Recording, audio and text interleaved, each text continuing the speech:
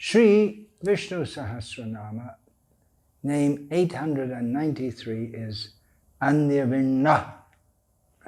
This name came previously at name 436. Satyadeva Vasishta gives two roots for deriving the meaning of this name. Vid satayam, to happen, to be, and vid vicharane, to discuss, to consider. Ni is an upasaga, a preposition that has many senses, including a collection. So putting the meanings of all these words together, we have that nirvinna means despondency, depression, and anirvinna means one who is free from worries, free from concerns. Satyadeva Vasishta gives the meaning that anirvinna means one who does not have depression, despair, frustration, and the different commentators give different reasons as to why this is so. In the previous instance of the name, I quoted from Sri Chaitanya Charitamrita, where the word nirvinna is used several times in relation to the moods that Sri Chaitanya Mahaprabhu felt in the mood of Sri Radha lamenting in separation from Krishna. And of course, Krishna himself also feels that lamentation in separation from Radha and from all the Vrajavasis, the residents of Vrindavan. But anyway, here we're discussing how Vishnu is Anirvinna. When we go higher, above Vaikuntha, which to the devotees who aspire for Vaikuntha, it seems almost heretical to say that there's anything above Vaikuntha. But there is the word of Golok, where there is transcendentally delicious disappointment, lamentation, and expressed on this planet in Sri Krishna's pastimes in Vrindavan and outside Vrindavan as he's remembering Vrindavan. But anyway, here we're discussing Anirvinna.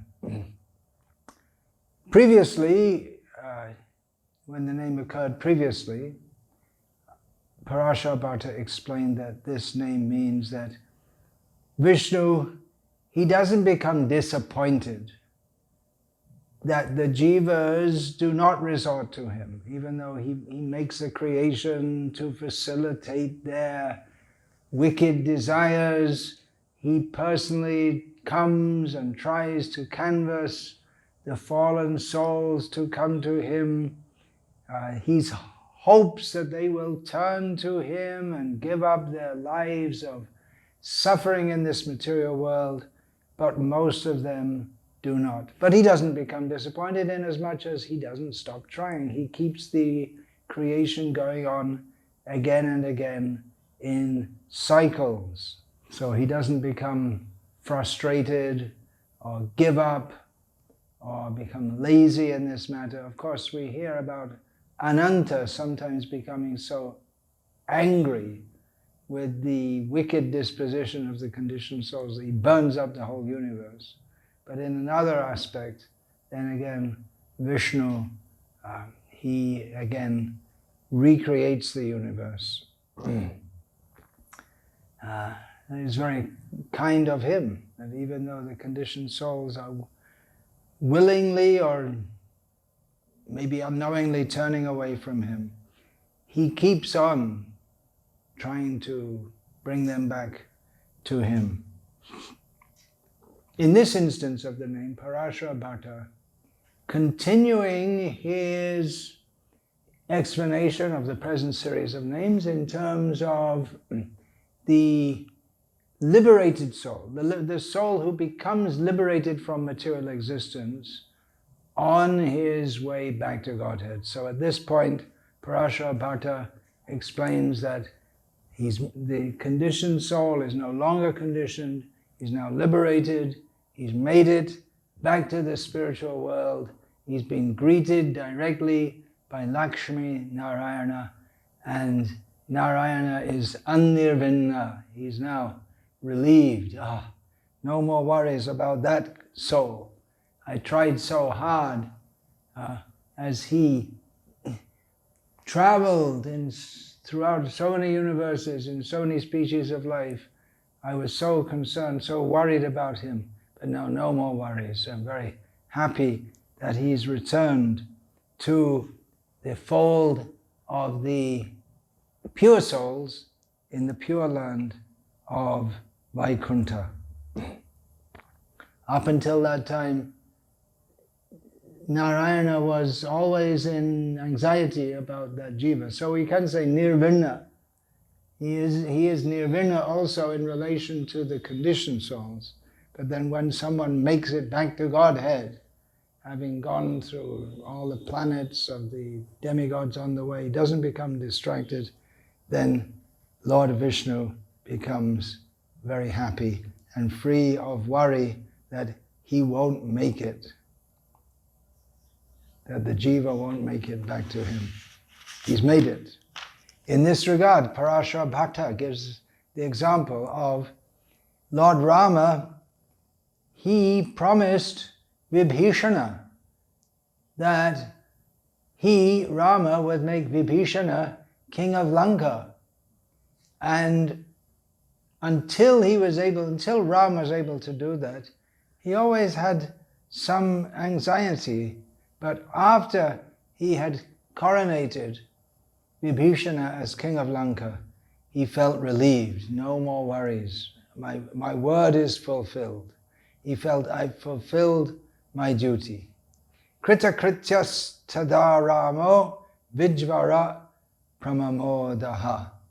He felt, this is from the Ramayana, that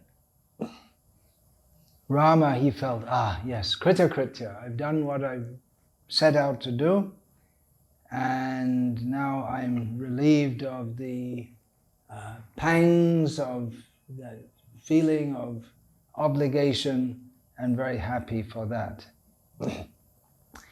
Baladev Vidyabhushan says that the Supreme Lord is called Anirvinna, not fatigued. He gives this meaning, not fatigued, because he already brought many of his devotees, Lord Vishnu already brought many of his devotees to his hard to attain abode.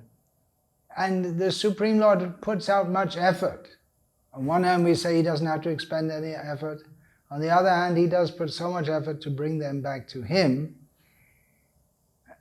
He's not lazy in this matter, and he doesn't become fatigued. He doesn't become fed up.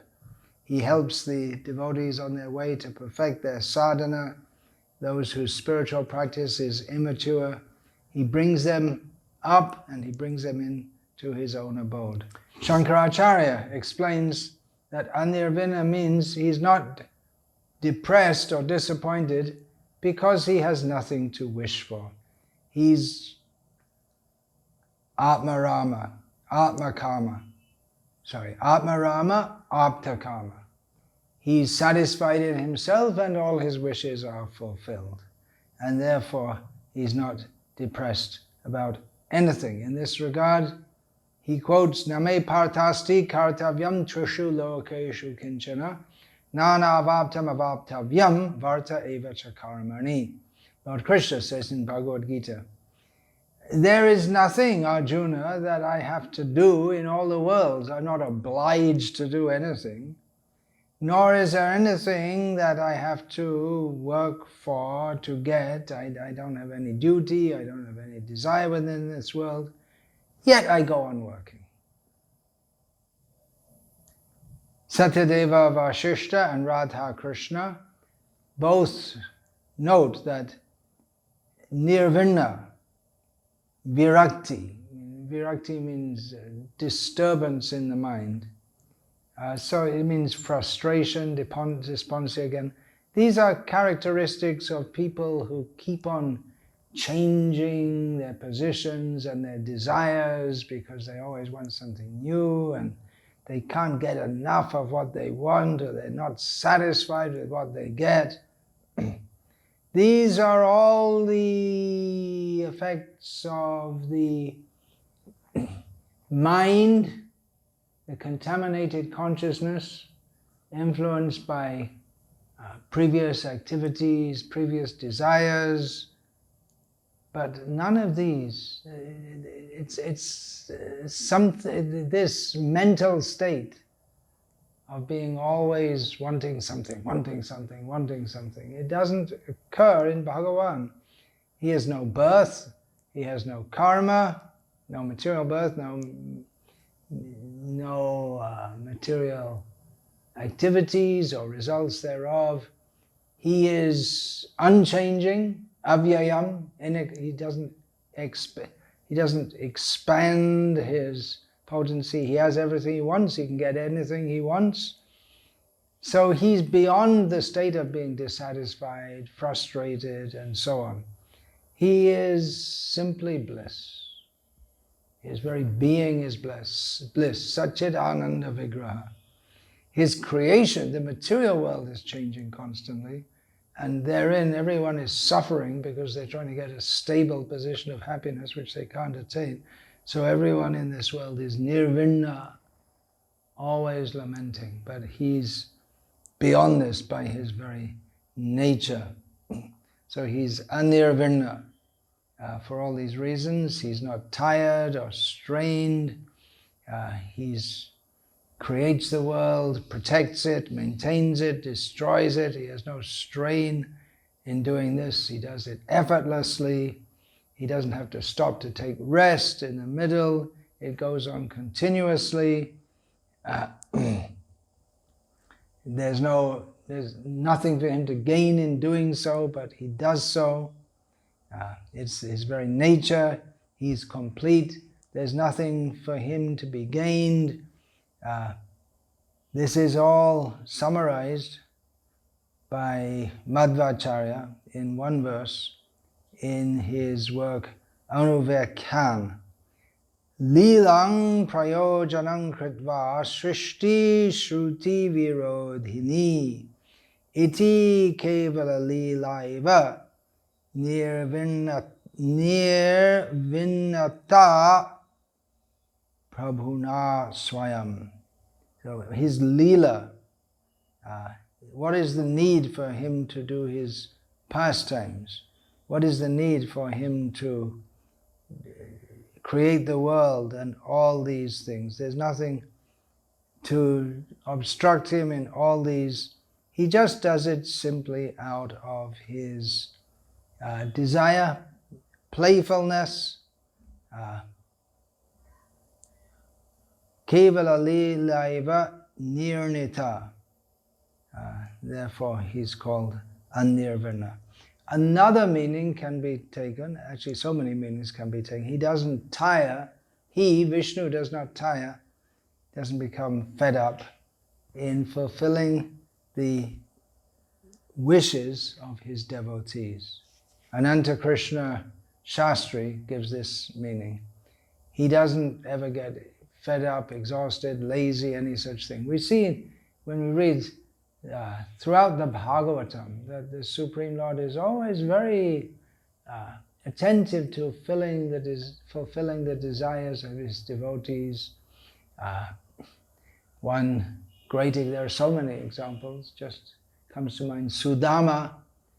And when we think of Sudama, who went completely impoverished and had darshan of Krishna at Dwarka, we think, oh yes, Krishna fulfilled Sudama's desires by giving him unlimited wealth.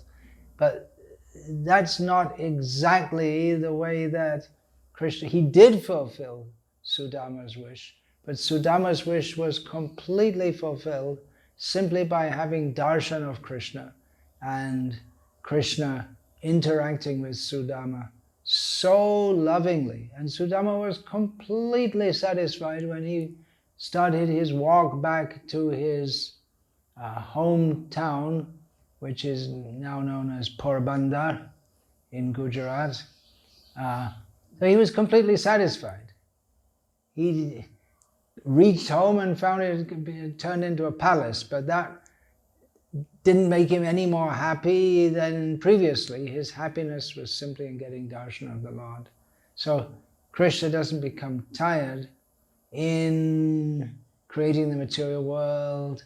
He knows that out of all of this, in this world, some people are going to become my devotees, they're going to take up the path, going back to Godhead. He helps them, he doesn't tire in that. He's a very good God. He does his job very well. And we're very happy to have the opportunity to glorify him in his 1,000 names and his unlimited names. Vancha kalpatarubhyascha kripa sindhubhyo patitanam pavanebhyo vaishnavebhyo namo namaha. Dante nidaya churnakang padayone patya kritva chaka krishatamedavaham bravimi. Hey sadhava sakala eva vihaya durad gauranga chandra charne kurutanuragaha. Parivadatu jano yata tata va nanumukaro navayang vichara yamaha. Hari rasa madira madati madda bhuvi vilutama nartama nirvishama. Hare Krishna, Krishna Krishna, Hare Hare, Hare Rama, Rama Rama, Hare Hare.